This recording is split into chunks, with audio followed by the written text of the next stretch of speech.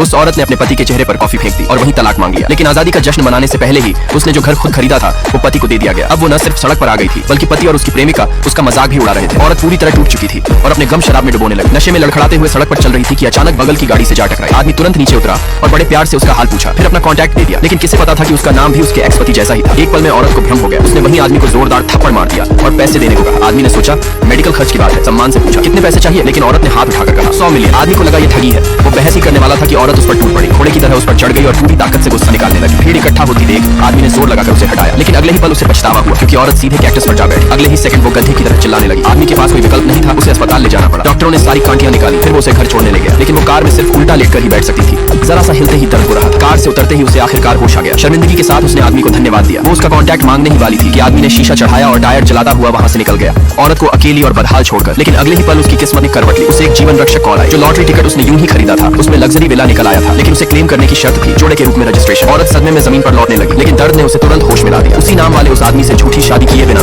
वो विला हासिल करना नामुमकिन।